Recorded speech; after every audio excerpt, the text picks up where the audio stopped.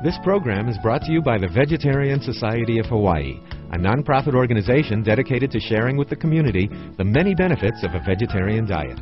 Free monthly meetings include vegetarian experts found locally and on the mainland, quick and easy cooking demonstrations, and healthful and delicious food samples. Members enjoy an informative quarterly newsletter, social activities, and discounts at many vegetarian-friendly restaurants and health food stores. For an application, call 944-8344. That's 944-8344. Or visit our website at www.vsh.org. vsh.org.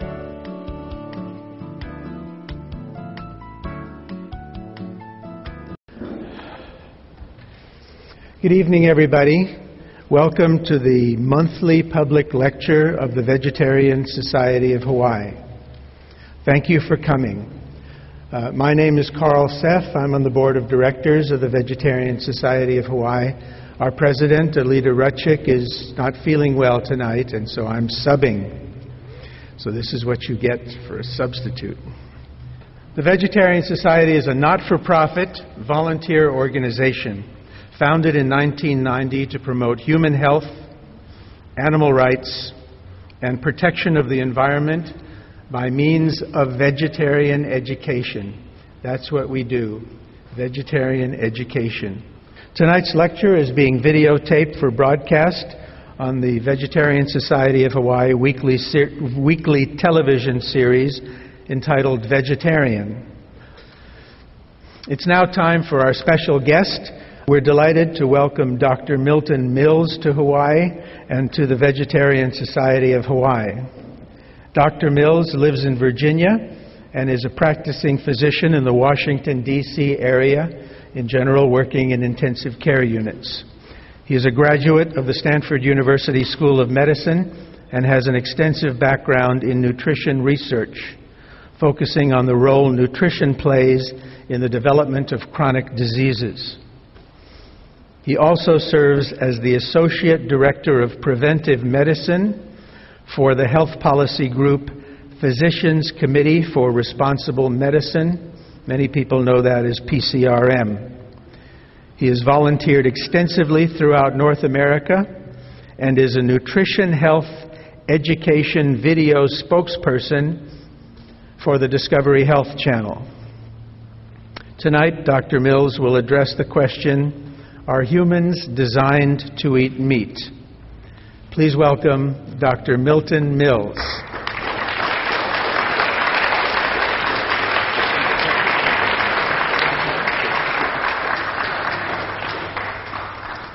Oh, thank you so much. Okay. Let's see if we can get this back up. All right, I think we're ready to go. Again, thank you for inviting me. The title of tonight's talk is, Are Humans Designed to Eat Meat? And we're going to address that question from a couple of different directions. I hope that what you gained from the first part of the lecture is that you don't, even if you're eating meat, you don't like it, which is why you try to make it look and taste like plants. So the question is, are you really designed to eat it in the first place? Because I tell you, I've had many pets, and I've watched a lot of nature shows, and nobody has to season a piece of meat or antelope carcass to make a lion want to eat it. All right. Well, it is written, you shall eat the plants of the field. Well, what are the leading causes of mortality in Western countries such as the United States? Well, they're the things people are most concerned about. If you were to ask the average American, what are you concerned about? What do you think threatens your life? Probably number one on the list these days would be terrorism. On that list would be violent crime, plane accidents, and what I refer to as the scary disease du jour meaning of the day. And that's whatever they're highlighting on the evening news, be it SARS, hantavirus, bird flu, cockroaches at the local deli. I mean, whatever they're talking about today to try to scare the bejesus out of people. Well, even with this issue of terrorism, which is obviously a very serious issue and that is affecting the world, the fact of the matter is that the worst terrorists here in America are a little girl with pigtails, a clown, a chihuahua, and a guy dressed up like a king, if you know what I'm talking about. Burger King, Wendy's, McDonald's, and Taco Bell have been responsible for killing more human beings than any other source, including all the wars that have ever been fought in the history of this country. But I digress. Well, I submit to you that if that previous list is where our concerns are with respect to our health, our priorities are misplaced, just like the lady in this slide.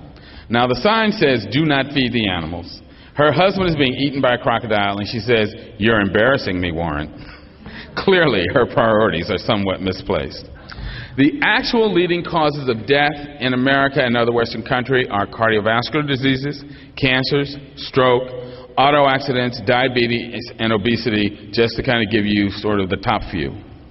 This is important because experts estimate that up to 80% of the major diseases and premature death we see in this country could be prevented by changes in diet and lifestyle. That's a tremendous, tremendous statistic.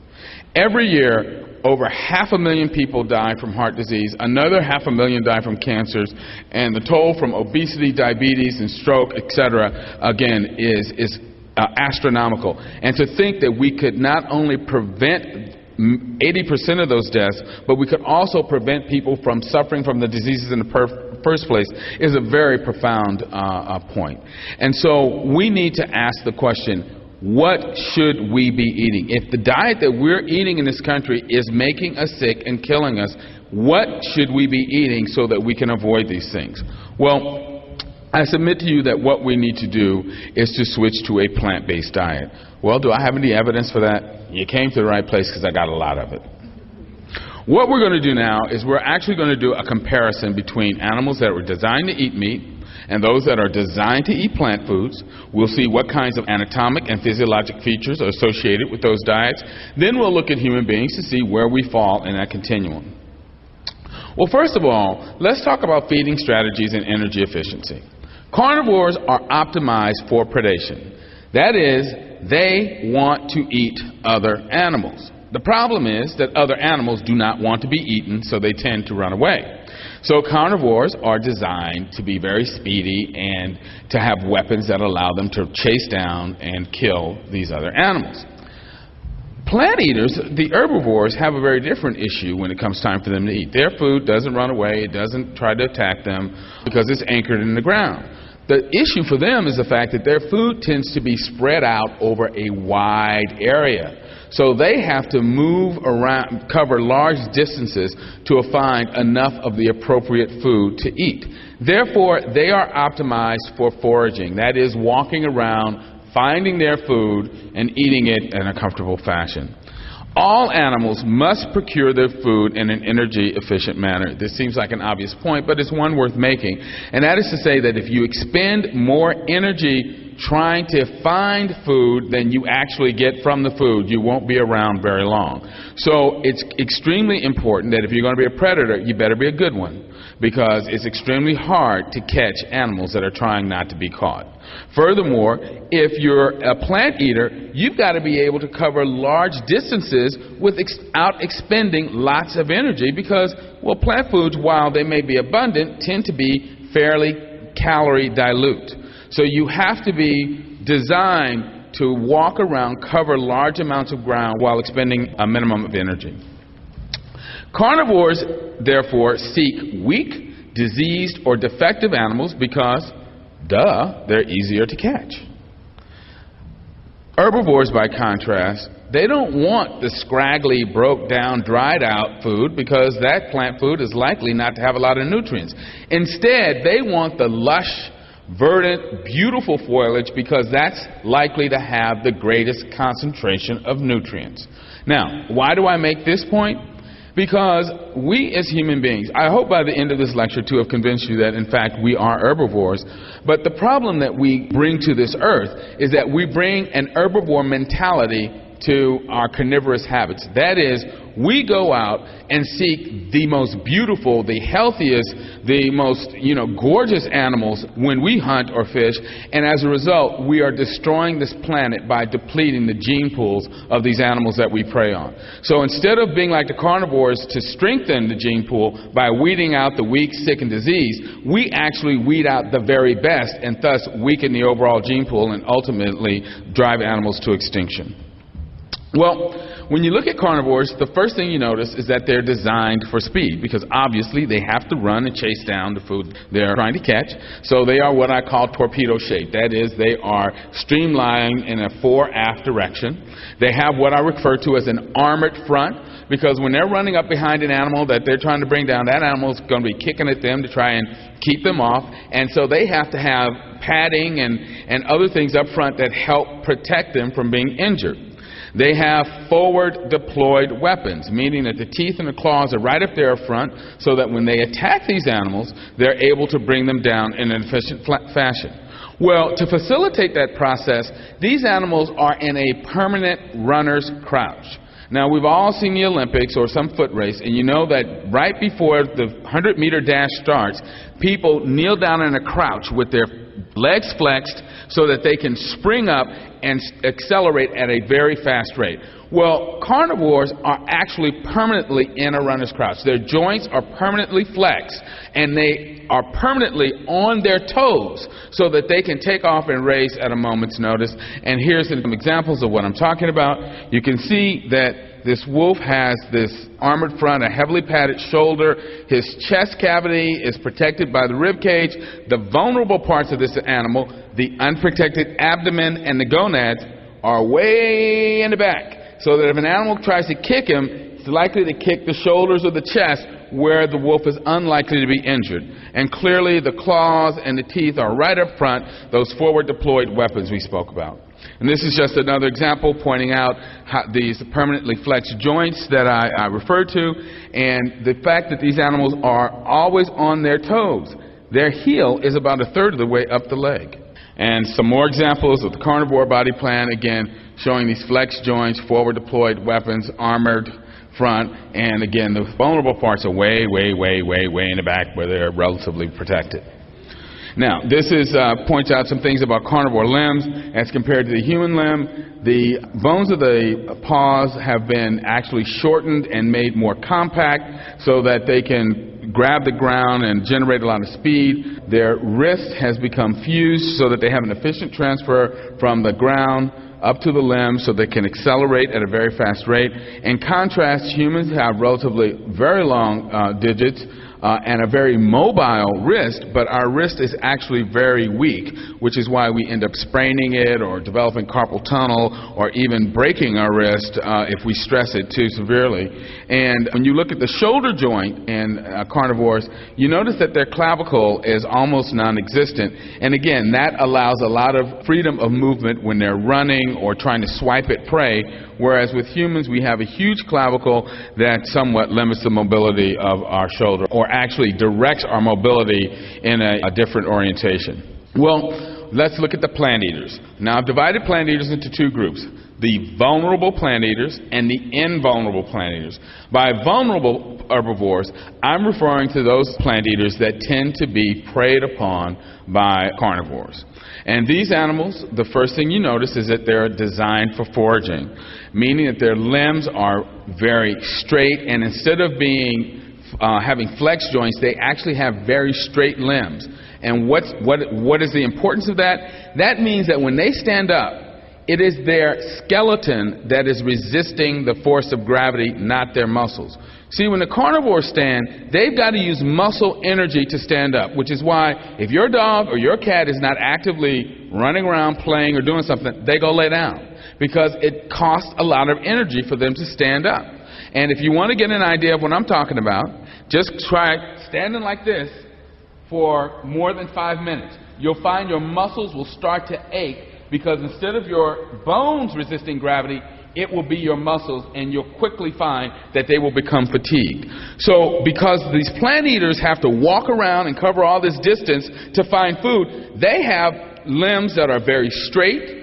joints that are not flexed, so that when they stand up, the resistance to gravity is being done by their skeleton, not their muscles. And some of these animals are so well designed in this regard that horses, elephants, and other large plant eaters actually can sleep standing up, because it takes them almost no energy just to stand.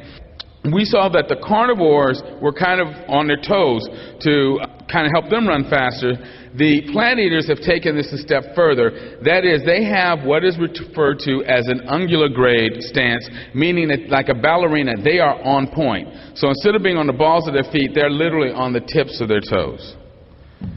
And this is an example of an antelope, again showing the very straight limbs that I referred to. You notice that all of the muscle mass in the limbs is located up here near the joint, and the limbs themselves are very thin, which means that it takes much less energy to move them.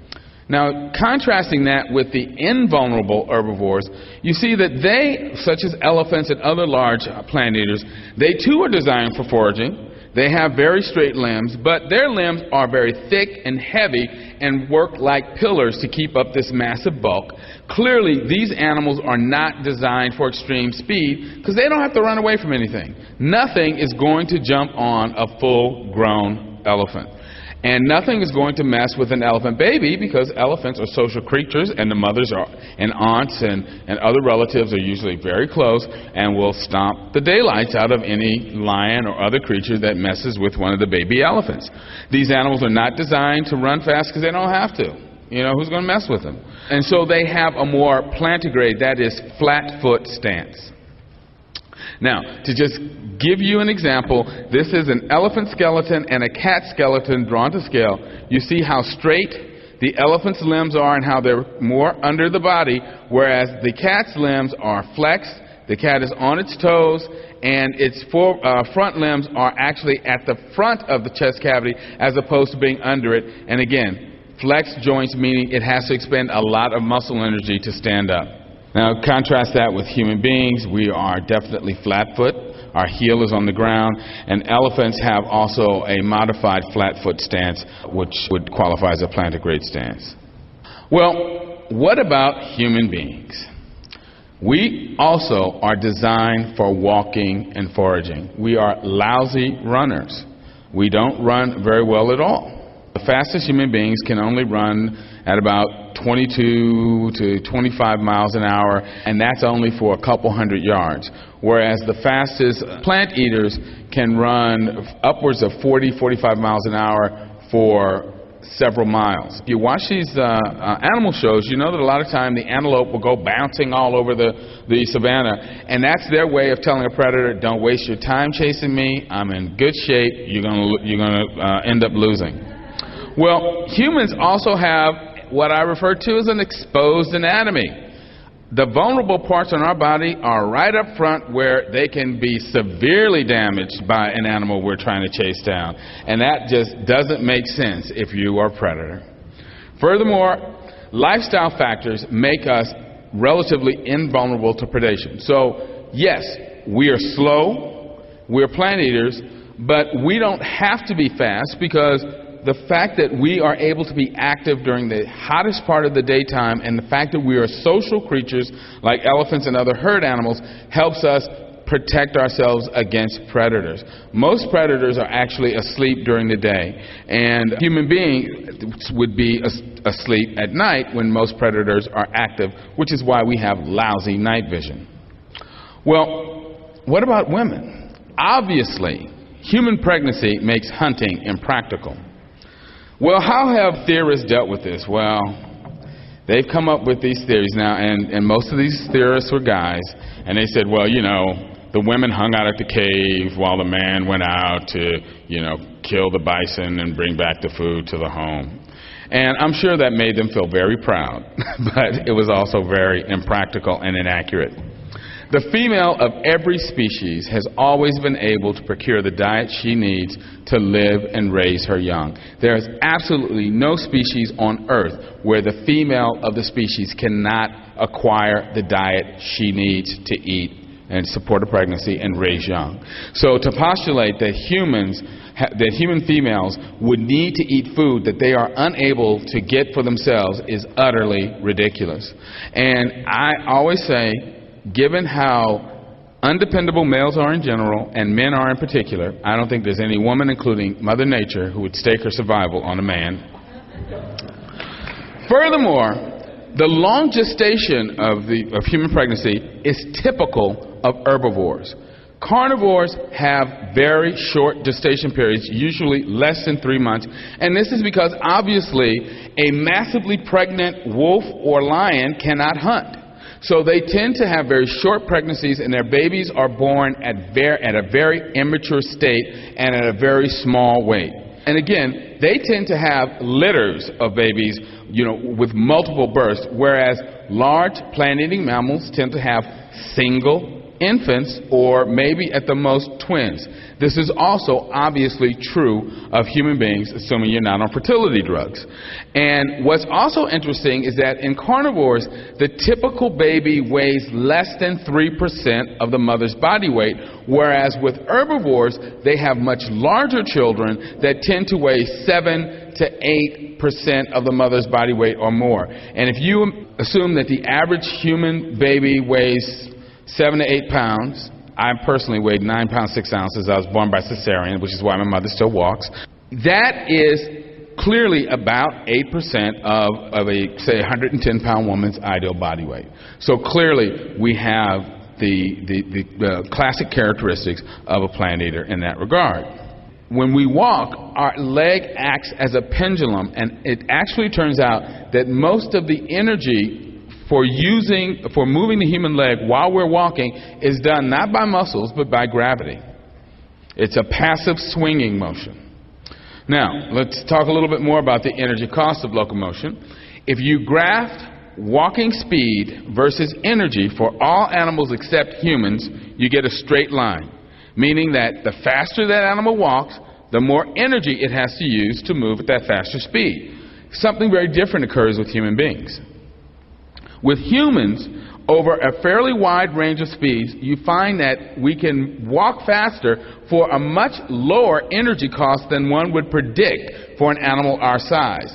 And this area within this curve represents the energy savings that we accrue. Well, how is it that we are able to be such efficient walkers?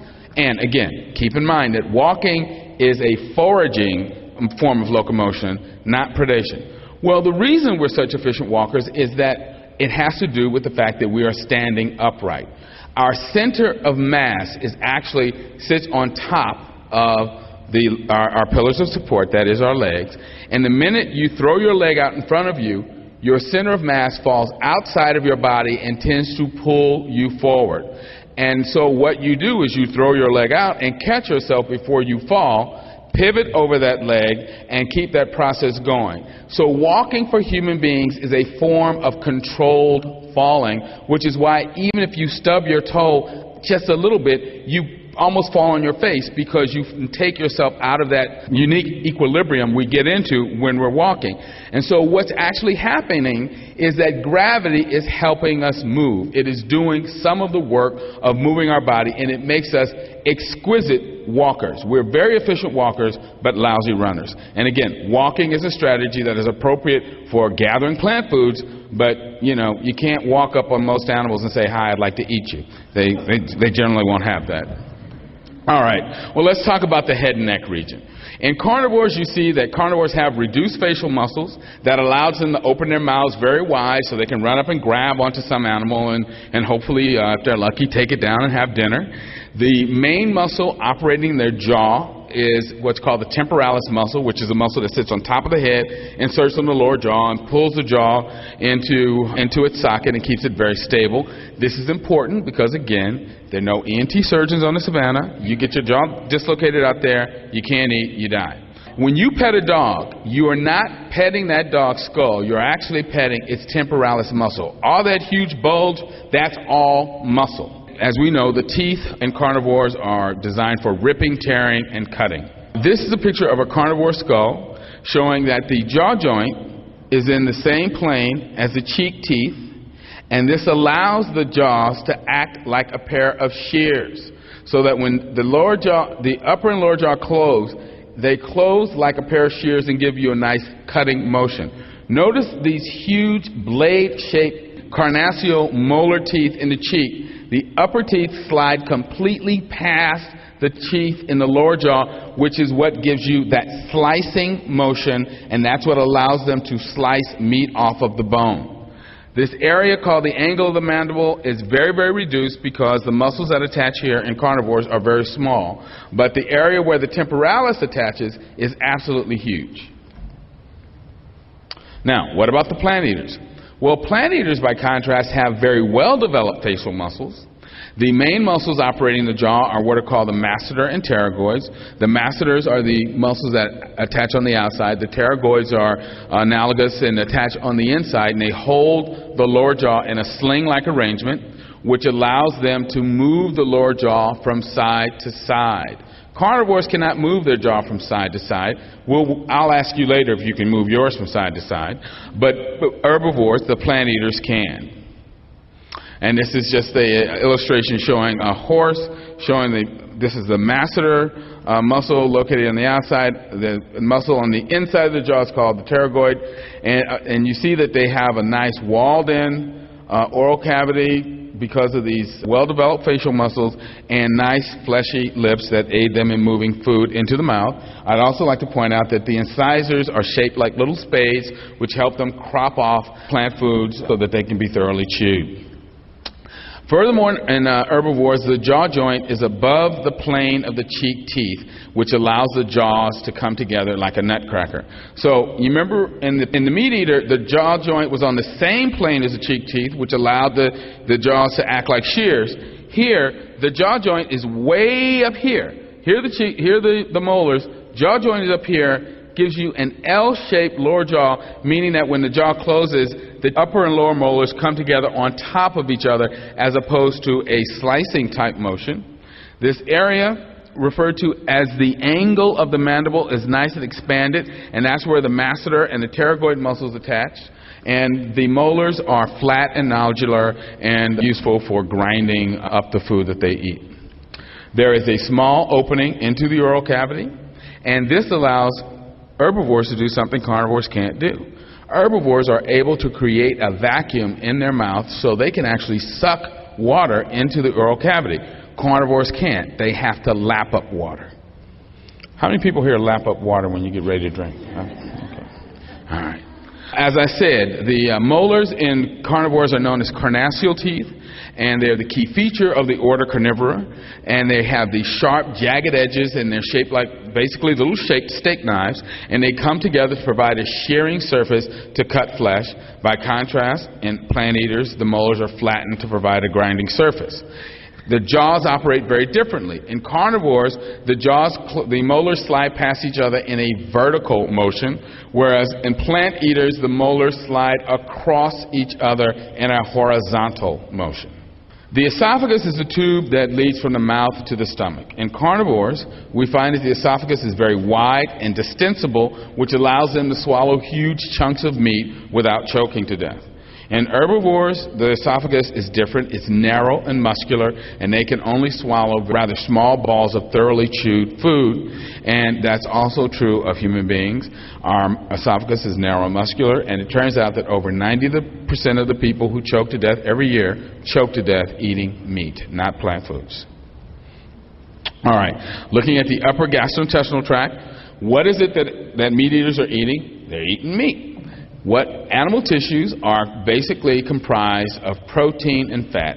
Animal cells have a cell membrane that's made up of fat, and inside the cell you find a bunch of protein and other easily digested items, and there is absolutely no fiber. As a result, these animals have very simple, short digestive tracts. The main feature of the carnivore digestive tract is the fact that they have gigantic stomachs. This is why your dog can eat all day long and still beg for more, because their stomach holds 60 to 70% of the total gut capacity. Furthermore, when they have food in their stomach, it is extremely acidic with a pH of less than 1, which is as strong as battery acid, and that's what allows them to eat bones and hooves and dissolve and absorb that material. Just so you know, the pH scale runs from 1 to 14, with 7 being neutral. So anything that's less than 2 or 3 is exceedingly acidic, and less than 1, as I said, is equivalent to battery acid. These animals' stomachs are so large that they are able to eat 30 to 40% of their body weight at one meal. That means that a 300-pound lion can consume 90 to 100 pounds of flesh at one meal. In order for you to do something like that, if you weighed 150 pounds, you'd have to be able to eat 45 pounds of food for breakfast. Nobody can do that. And that's because their stomachs are designed for intermittent feeding. Hunting is an inherently tenuous enterprise, meaning that these animals are successful in their hunts maybe 1 out of every 7 to 10 times. So they may only eat once a week. Therefore, when they actually are able to either make a kill or they come upon some animal that's already died, it is extremely important for them to eat as much food as they possibly can, because they literally do not know where their next meal is coming from. That's one of the reasons they have these giant stomachs, because they will eat, on the order of once every 7 to 10 days. Furthermore, they use their stomachs as kind of grocery carts. If you watch these nature shows and you've looked at stories of wild animals, wild dogs or wolves, you notice that when the parents come back from the hunt, the babies come out of the den and start yelping and licking them on the face, and that stimulates the parents to regurgitate food for the pups. That's one of having these huge stomachs allows them to basically carry some of the flesh that they've consumed back to the den to feed the pups and any other family members that haven't been able to go on the hunt. And when I finally realized that, it helped me understand something that I noticed when I was a kid and I had a dog. I'd be out walking my dog and then I'd spit on the ground and the dog would run over and lick it up, and I thought, that's disgusting. But then I realized that, oh my God, he thought I was regurgitating for him. It was really sweet. So the carnivore small intestine, which is the area where the actual absorption of nutrients takes place, is extremely short. It is typically only 3 to 6 times body length, averaging about 4 times body length. So if you have, like, say, a 6-foot or 8-foot animal, that means that their small intestine is only about, say, 21 to 23 feet, or 24 feet in length. The enzymes that line the small intestine are primarily protein and fat-digesting enzymes, because these animals usually are not consuming very much carbohydrate. And they, in fact, have a very poor capacity to digest and absorb large amounts of carbohydrate. And studies done in the 50s show that if you fed large amounts of complex carbohydrates to dogs, you would end up giving them diarrhea because they could not digest and absorb it. And this is just some diagrams showing the digestive tracts of these various animals. As a dog, cat, aardwolf, again, simple stomach, short small intestine, short long intestine, and again, we'll talk about a little bit more about that in a minute. Well, plants don't have bones. Anybody surprised to hear that? No. They use cellulose to resist gravity. But what that means is that all plant tissues are loaded with indigestible fiber, and that means that it is much more difficult to extract nutrients from plant tissues, so you need a much longer and more elaborate digestive tract to do so. Plant tissues require prolonged digestion, are composed of protein, fat, carbohydrates, and a fibrous cell wall. Every plant cell has a fibrous cell wall made up of cellulose, again, meaning that it takes a lot more work to extract nutrients from these foods. You have to actually try and mechanically disrupt those cell walls by chewing in order to get at the nutritious parts of the plant cell. That it's important to realize that carnivores do not chew their food. They simply swallow it. And that's because there's no point. The purpose of chewing food is to mix food with digestive enzymes. There are no digestive enzymes in a carnivore's saliva, so there's no point in chewing the food. They just want to get it down to the stomach where the acid and the pancreatic enzymes can actually begin the process of digestion. Well, not all plant eaters have multiple stomachs. And I point this out because, people said to me, well, if I'm supposed to be a vegetarian, how come I have 4 stomachs? Well, sometimes you wonder, but anyway, that's a different story. But not all herbivores have 4 stomachs. On top of this diagram you see is a picture of a zebra, and zebra, like all equines or members of the horse family, and many other herbivores like elephants and primates like gorillas, monkeys, and humans, have just a simple stomach, a long small intestine, and an area in the colon called the cecum where we actually do fermentation of fiber. What is fermentation? Well, animals like antelope and cows and etc. are animals that are designed to eat very rough herbage, plant food that has almost no intrinsic nutrient value, that is primarily cellulose. And as a result, they need to, and no mammal makes an enzyme that will break down cellulose. So, how can they eat cellulose and live? Well, in their stomachs is a soup that is made up of protozoa and bacteria that actually release enzymes that can break down the cellulose. And so that's why cows and antelope will go around and basically crop off a bunch of grass, swallow it, let it soak up those digestive enzymes, then they bring it back up and chew it, and that's called chewing the cud. Exactly. And that's to mix that grass with those digestive enzymes made by the bacteria. Then they swallow it, and it goes into another stomach where digestion begins to take place. Now, the differences in these 2 schemes for digesting food can be appreciated by looking at the scat of these various animals. That's if you're into jazz, scat means one thing, but if you're into biology, it means something totally different. But if you've looked at horse scat, you notice that it's very firm and it has a lot of undigested fiber in it. But if you looked at cow scat, it's almost liquid.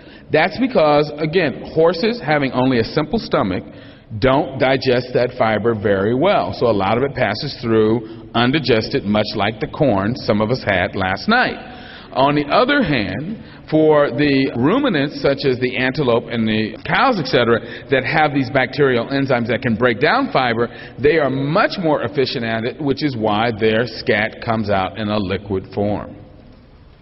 But interestingly, when you look at the herbivore stomach, it's much smaller than that of the carnivore. It only holds less than 30% of the total gut capacity.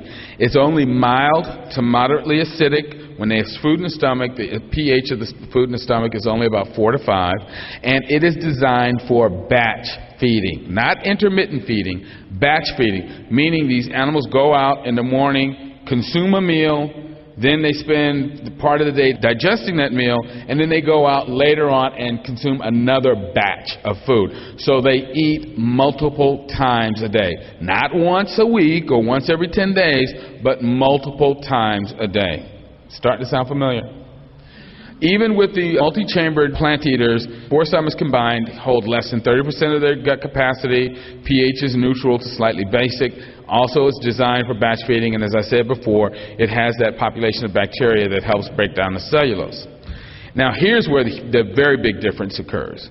The small intestine in plant eaters is extremely long, averaging 10 to 12 times of the body length or more. Zebra has this peculiar pouched appearance, which is typical of herbivores that eat a very fibrous diet.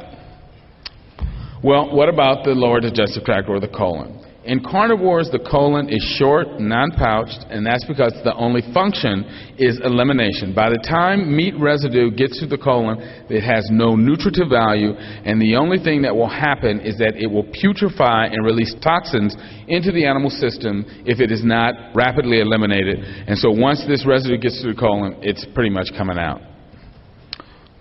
By contrast, the herbivore colon is long and often pouched and has multiple functions, including accessory fermentation of fiber. So herbivores have bacteria in their colons that actually partially break down fiber, and they can absorb nutrients called short-chain fatty acids from the fiber breakdown, but they also absorb water in their colon, and the bacteria there produce vitamins that they can absorb and that help maintain health. And this is an example of a horse, the colon of a horse. This is the cecum, and then the colon is kind of wound up there, and this is the colon of a rhesus monkey. And again, you see that pouched appearance I referred to earlier. Well, let's touch on some physiology. Do carnivores worry about fat and cholesterol? No, they don't. Dogs do not get coronary artery disease no matter how much fat and cholesterol they're fed. The same is true for cats and other carnivores, and that's because lipoprotein metabolism, their livers are able to clear this fat and cholesterol from their system with no problem. They never get heart disease from it. Furthermore, they don't get gallstones. Most of the gallstones that people get are made up of cholesterol, and that's because when we eat too much cholesterol, it has a tendency to precipitate out in our bile and form stones. Now, what is bile and what is it for? Well, most of the women here who've had children are at least familiar with what bile is. They may not know what it was for, but they know that bile is called bile because it rhymes with bile. I became familiar with bile when I tried to go out whale watching one day and the seas were rather choppy.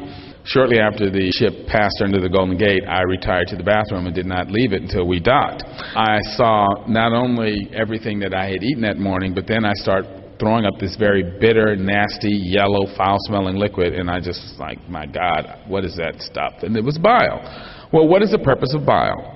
Bile is a detergent. As you know, oil and water do not mix. So in order to absorb the fat in the food that we eat, we have to have some way of emulsifying that fat so that we can absorb it into our bloodstream, and that's what bile does. But just as you know that the dishwashing liquid that you buy at the store is not, all dishwashing liquid isn't created equal, neither is all bile. There's Dawn that has excellent grease cutting capacity. Then there's that cheap stuff that you wash 2 glasses and you got to put more detergent in the water. Well, again, carnivores have very strong bile that's able to emulsify a lot of fat and cholesterol, which is why they do not get gallstones. On the other hand, we have very weak bile because we should not be eating a diet that's very high in fat and cholesterol, and when we do, that fat and the cholesterol tends to do exactly what greasy dishes do. When you wash with cheap dishwashing liquid, the grease tends to coalesce, and in the case of cholesterol, it forms stones. Interestingly, one of the reasons that bear bile is used in traditional Chinese medicine is that people found years ago that if they drank bear bile, it would actually be absorbed and concentrated in their liver, and it would actually dissolve the cholesterol gallstones that are there. Let me say that we now have medicines that do the same thing, so we don't have to go around killing bears, but it's just interesting that there was that folk wisdom that realized that. Well, by contrast, only plant eaters have carbohydrate digesting enzymes in their saliva, an enzyme called salivary amylase that actually starts to break down the carbohydrates in the mouth as the food is chewed. Furthermore, only herbivores have an appendix. What? Isn't the appendix unnecessary? Isn't it like left over from? No, it's not. We now realize that the appendix is part of the immune system that is associated with the GI tract. Now, I can't tell you whether or not people who've had their appendix removed tend to have more lower GI infections or not, because I'm not aware of any studies, but I would not be surprised if that turned out to be the case. Herbivores, plant eaters, cannot detoxify vitamin A. Preformed vitamin A is a fat-soluble vitamin that is stored in livers. As you know, carnivores eat a lot of livers, and they have to be able to take that vitamin A and break it apart so that they don't poison themselves to death. And they can do that, but plant eaters can't. On the other hand, beta-carotene, which is a pigment that makes carrots orange and squash yellow and green leafy vegetables dark green, is a precursor of vitamin A, and plant eaters can take that beta-carotene and convert it into vitamin A, but meat eaters, carnivores, can't. If you look at your bottle of multivitamins when you get home, what you're going to see is that the vitamin A, it will say, there'll be a little asterisk, and it'll say in the form of beta-carotene. That's because we can convert beta-carotene to vitamin A. And lastly, plant eaters easily develop heart disease when they're fed diets high in saturated fat and cholesterol, which is why people use rabbits and rodents for heart disease research. And I'm not saying I approve of that. I'm just saying that's one of the reasons they're able to use these animals, because they develop heart disease very easily if they're fed a lot of fat and cholesterol. Well, what about us? Well, when you look at our teeth, you see that we have the classic spade-like incisors that are useful for cropping and peeling plant foods. Our canine teeth are so reduced in size that they essentially function as accessory incisors and are utterly useless for ripping or tearing any kind of meat and much of anything except an envelope. When you look at our jaw, you see that the jaw joint in humans is well above the plane of the cheek teeth, and giving us that L-shaped jaw of the plant eaters. The angle of the mandible is expanded, and the primary muscles that operate the jaw are the masseter and pterygoids, and I'll show you that a little bit later. And again, you see that our molars are flattened and nodular, useful for grinding. And yes, let's do it all together. Our lower jaw moves from side to side to side to side, so that our molars slide across each other horizontally, not past each other vertically. When you look at the human facial muscles, we have well-developed facial muscles, small opening into the oral cavity, and that gives us that walled-in oral cavity, which allows us to use a straw to suck up liquid.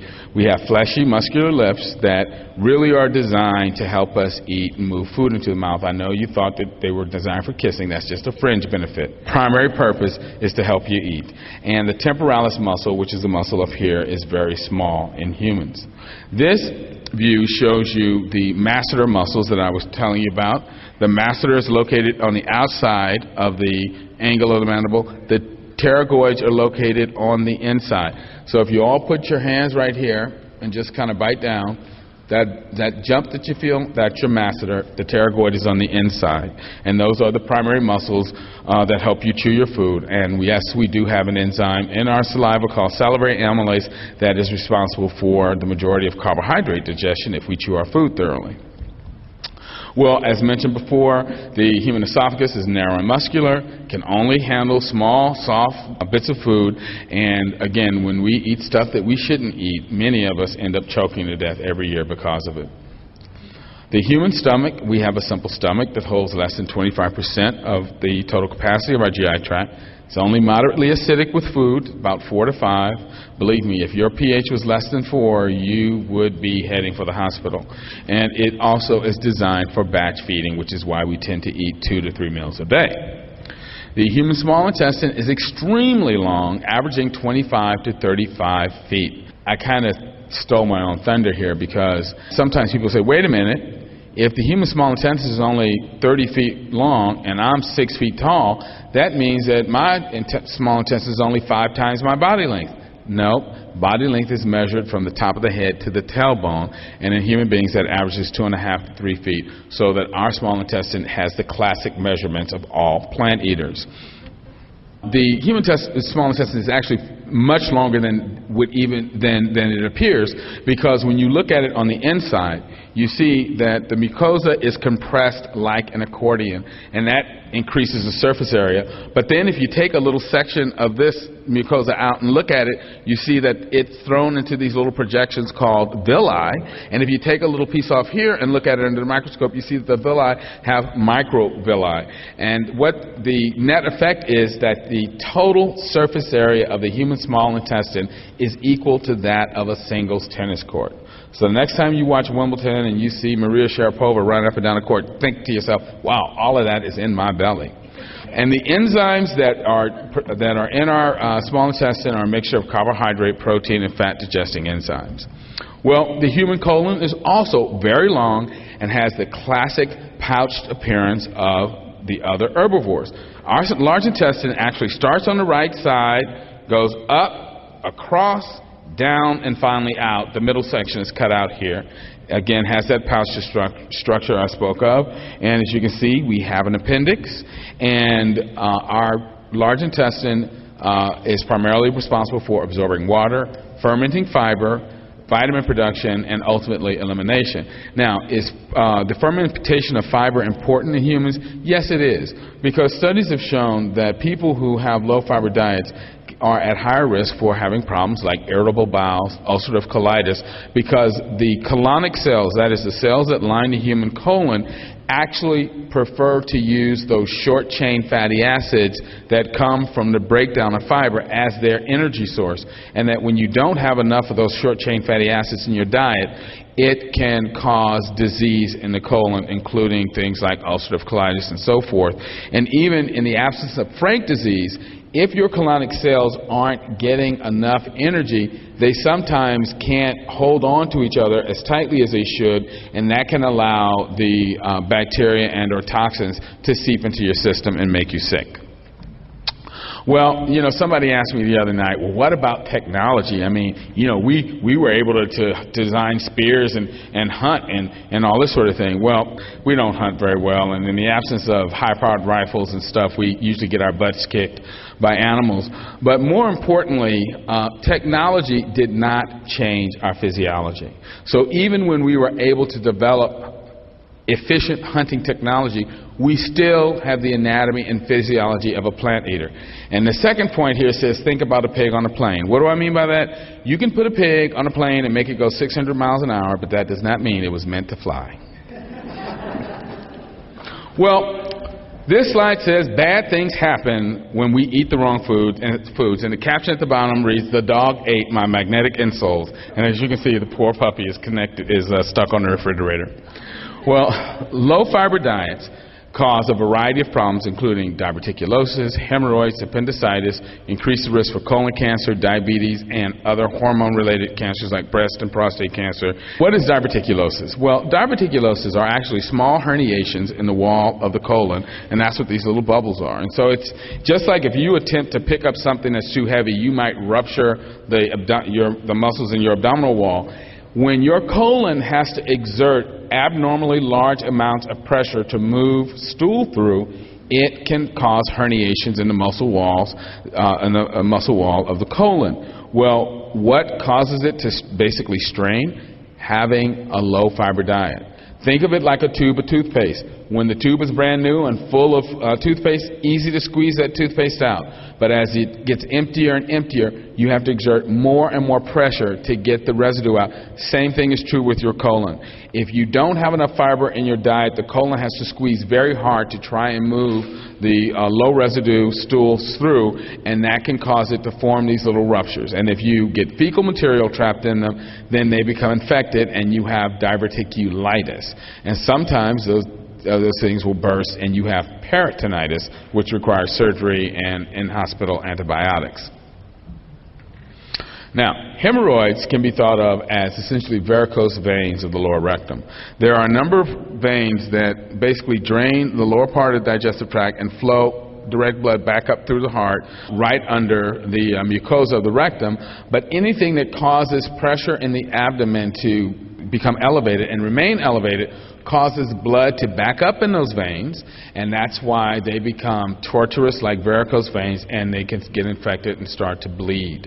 This is also why many women have a problem with hemorrhoids when they're pregnant, because they have a huge amount of pressure in their abdomen called the baby, but once they deliver the baby, the problem often clears up.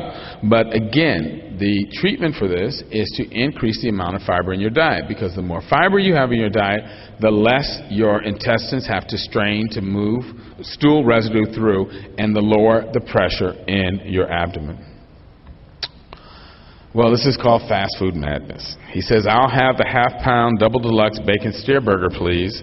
And the clerk presciently asks him, "Would you like some chemotherapy with that?" I just love the look on the clerk's face.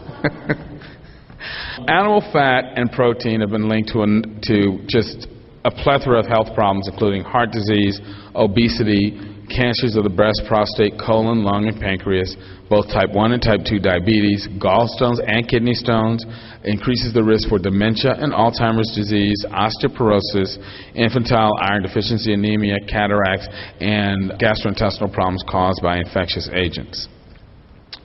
By contrast, vegetarian diets are much healthier for us. You have less heart disease, over a 50% reduction in all-cause cancer mortality, lower blood pressure, less osteoporosis both before and after menopause, reduced risk of stroke, less obesity, less chronic disease, decreased incidence and severity of type 2 diabetes, tend to live longer, we have improved immune system function, increased level of energy, higher levels of natural antioxidants that protect against disease and help our body function better, a greater sense of well-being, and of course a reduced impact on the planet as a whole.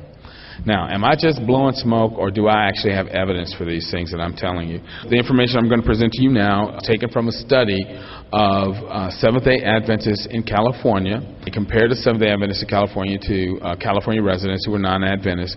And what's important about this is that roughly 50% of the Seventh-day Adventists are vegetarians, and 50% aren't. So, and this data actually doesn't stratify them apart by their diet, it just lumps them as a whole. So I actually think that if you could separate the meat eaters from the plant eaters, you see that the vegetarians are actually doing even better. But the point is that at every age from 45 through 74, both for Adventist males and Adventist females, they have less heart disease because of their diet, because in other respects they are pretty much like the rest of the population.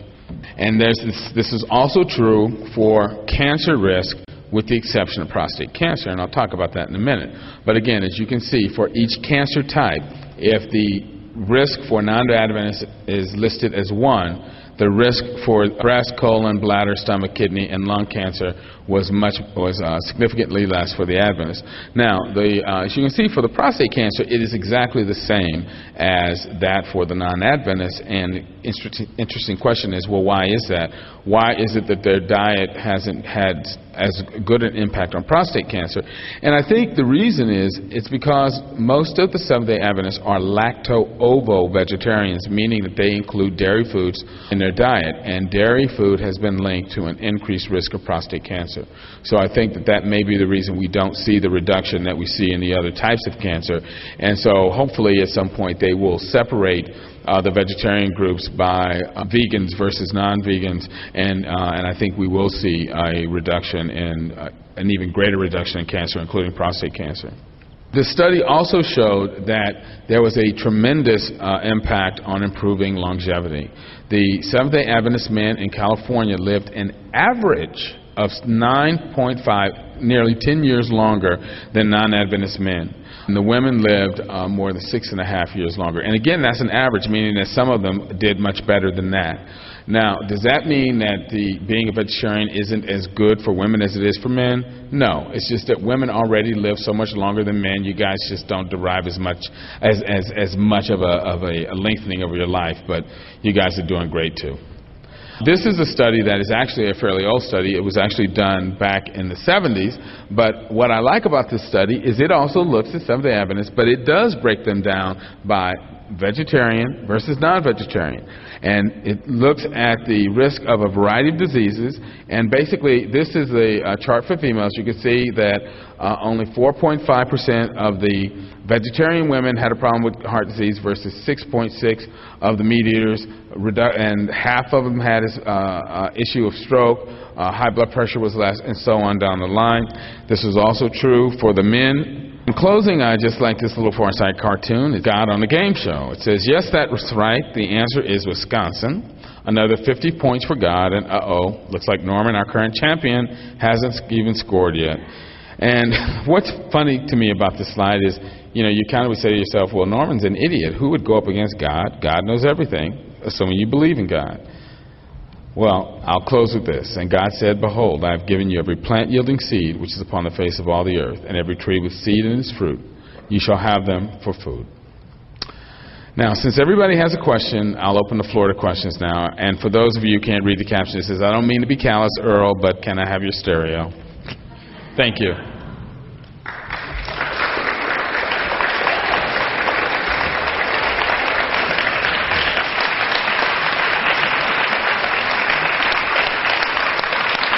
This program is brought to you by the Vegetarian Society of Hawaii, a nonprofit organization dedicated to sharing with the community the many benefits of a vegetarian diet.